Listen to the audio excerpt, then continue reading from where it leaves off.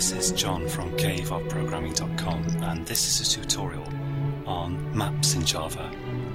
So I think after lists, maps are probably, I would say, the most useful of the Java Foundation Collection classes. And in this tutorial, I'm going to show you how to use the most common type of map, which is the HashMap. So here I am in Eclipse, and I've got my main method set up already, and I'm going to just create a variable of type HashMap here, and I'll set it equal to a new HashMap. And I will do Ctrl-Shift-O to add the imports. Now, maps store pairs of values where one member of the pair is called the key and the other is called the value. So when you create your map, you have to specify what kinds of objects you want to store in it.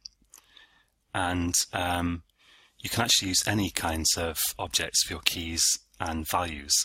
The only thing to watch is that if you have your own custom objects as the keys in a map, you have to implement the hash code and the equals methods. But leaving that aside here, let's just take a simple case. So I'm going to here say that I want to store in my map. What should we have? Maybe I'm going to store strings keyed by integers. And you'll see how that works in a minute. But here I want to specify integer and string in these angle template brackets. And I need to specify that here as well. So whenever you mention the type of the map, basically, you've got to mention what's in it as well. Now I can add key value pairs into this map by using a method called put. So if I say map.put, then I can pass that an integer, let's say 5, and I can pass it a string. And for the sake of simplicity here, I'll just make the strings the integers spelt out in letters to keep things simple. And this is basically going to create a lookup table where you can look up, in this case, these strings using these, in this case, numbers. So let's have a whole bunch of different entries in this map, and I'll just put a few random different numbers in here. Let's have maybe 2, and I'll just make the strings all the numbers spelt out in letters, so that it's easy to remember which one goes with which. Now, once you've got your map, basically now you've got a lookup table, and if you want, for example, the string 4 here, you can get it using this integer. Whoops, get rid of that. So I can say string. I'll call this string variable text just to give it a name, equals map.get, and to get I pass the key of the thing I want to get. So the key of this 4 string here is this number 4 here.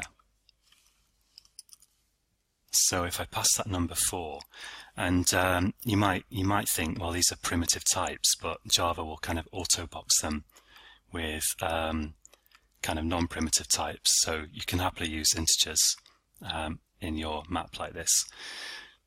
And now, if I output text like this, it's going to say down here 4.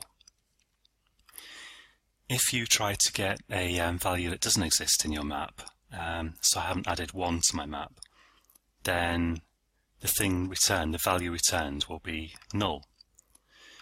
And another interesting case is what happens if you try to add an object that has the same key as an existing object.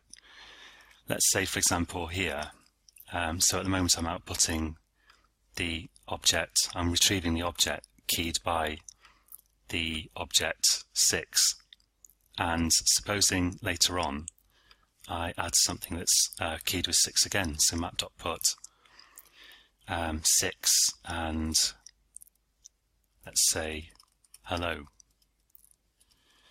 What happens is that your second put will just overwrite the first. So although you can happily have duplicate values in a map, you cannot have duplicate keys. If you try to add a duplicate key, you'll just overwrite your previous key, which is fine if that's what you want to do. So that's putting and getting is basically the essence of maps, and there's not a whole lot more to them. But sometimes you might want to iterate over all the key value pairs in a map, and you can do that using a slightly strange syntax. I'll use a so-called for each loop here. I'll type for, and now the type of each key value pair is actually, I'm going to use the map interface, and it's actually map.entry. And then in angle brackets you need to specify again the type of things, the type of the key value pairs in your map, like this. And I'll declare, I'm declaring a variable of the type map.entry integer string. So let's call this entry and put a colon there, because this is a normal for each loop. And here I put the thing that I want to iterate through, map, and entry set, like this. So this is quite complex, and the first few times I use this, I just used to copy and paste it off Google. You know, if you search for like iterating through a map, Java or something like that, you'll certainly come up with this. And then let's do Control-Shift-O, because I need to add the import for map there. And now I can get the value, sorry, I can get the key by saying, well, the key is an integer, so let's say int, I could use int or the class integer, it doesn't matter here.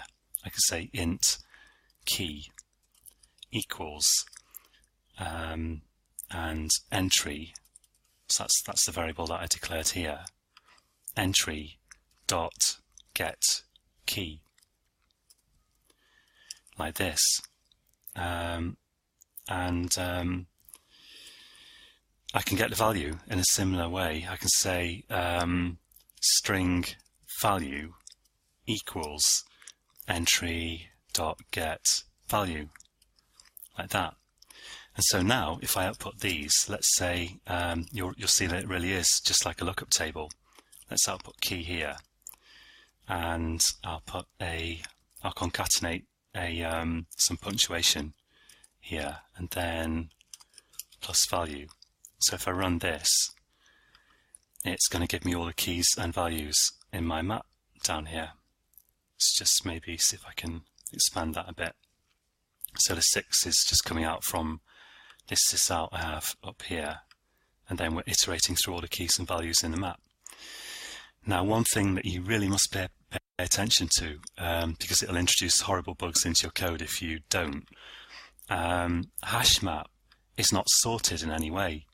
So you can't, if you iterate through this one time and you get this order, next time you iterate through it, it may be the same, but it equally might not be. And in fact, I've seen quite complex programs where this has worked repeatedly many times, and then like the 100th time it just randomly changes order and doesn't work. So you always have to bear in mind that a hash map does not maintain order. And in the next tutorial we'll look at a couple of types of maps that do maintain some kind of order. But that's all you really need to know for the moment for HashMap. So join me again next time when, as I say, we'll look at more different kinds of maps, and we'll also look at the map interface in itself a bit more. You can find this code on caveofprogramming.com, which is all one word. So until next time, happy coding.